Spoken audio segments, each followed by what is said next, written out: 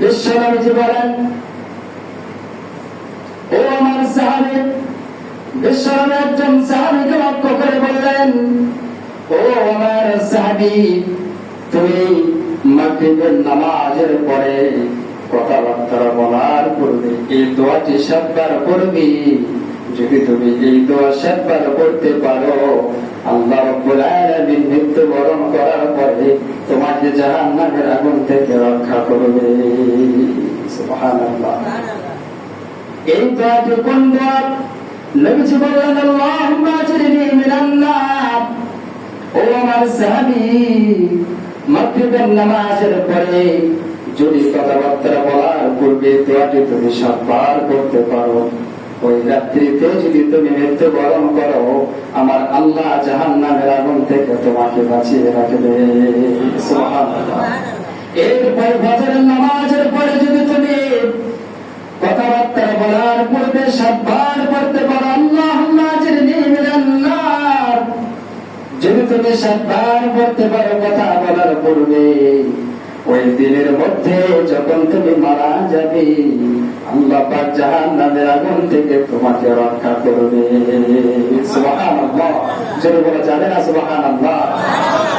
ভাইরা আমার, আমি আপনি যেদিন চলে যাব দুনিয়া ছেড়ে, আমাকে আপনাকে কবরে যখন রাখা হবে, এই কবরে রাখার পরে যখন সাথী সঙ্গী বাড়ির দিকে ফিরে আসবে, ওই মৃত ব্যক্তি যাকে কবরে রাখা হলো, ওই সাথী সঙ্গী যারা ওই কবরে রেখে বাড়ির দিকে ফিরে আসছে, তাদের জুতার আওয়াজ ওই কবরবাসী শুনতে পায়। জোরে বলে আল্লাহু আকবার।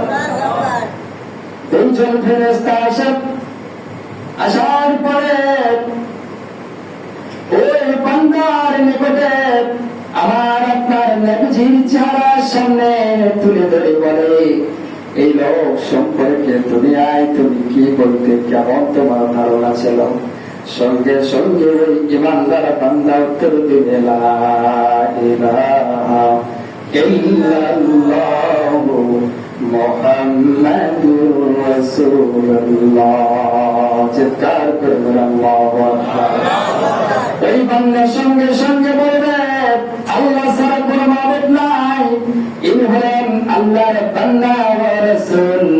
সঙ্গে সঙ্গে ওই ফেরেশতা তাকে জাহান্নামের বাসস্থান দেখায় দিবে আর বলবে, জাহান্নামের বাসস্থানের পরিবর্তে আল্লাহ তোমাকে জান্নাতের বাসস্থান দিয়েছে। সুবহানাল্লাহ। এরপর যখন কোন মুনাফিক, যখন কোন কাফের দুনিয়া ছেড়ে চলে যাবে, ওই কবরে আবার 2 জন ফেরেশতা আসবে। আসার পরে নবীজি চেহারা তার সামনে তুলে ধরা হবে। তাকে বলবে, লোক সম্পর্কে দুনিয়ায় তুমি কি বলতে, কেমন ধারণা ছিল তোমার? ওই লোকটার সঙ্গে সঙ্গে বলবে, ওই মুনাফিক বলবে, লোকেরা যা বলতো আমিও তাই বলতাম, লোকেরা যা বলতো আমিও তাই বলতাম, আমি কোনো কিছু বোঝার চেষ্টা করি নাই। তুমি কি কোনো কিছু বোঝার চেষ্টা কেন করো নাই? বলে, লোকেরা যা বলতো আমিও তাই বলতাম, আমি কোনো কিছু বোঝার চেষ্টা করি নাই। এমন সময় ওই মুনাফিকের কবরে একজন জাহান্নামের ফেরেশতা দাখিল করা হবে। তার হাতে লোহার হাতুড়ি দেওয়া হবে। ওই হাতুড়ি দ্বারা তাকে আঘাত করবে। এই আঘাতের চিৎকার ইনসান ব্যতীত সমস্ত সৃষ্টি শুনতে পারবে। আল্লাহু আকবার। ভাইরা আমার, জিন ইনসান ব্যতীত সমস্ত সৃষ্টি এর চিৎকারের আওয়াজ শুনতে পারবে।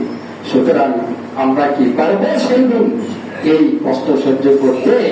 কেউ আমরা পারবো না। সুতরাং অশ্লীল লবকর্ম বেহায়াপনা থেকে আমরা ফিরে আসি, কবরের চিন্তা করি। দেখবেন যে বান্দা কবরের চিন্তা করবে, এর অন্তরটা এমনি আল্লাহ সুবহানাহু ওয়া তাআলা মুত্তাকিতে পরিণত করে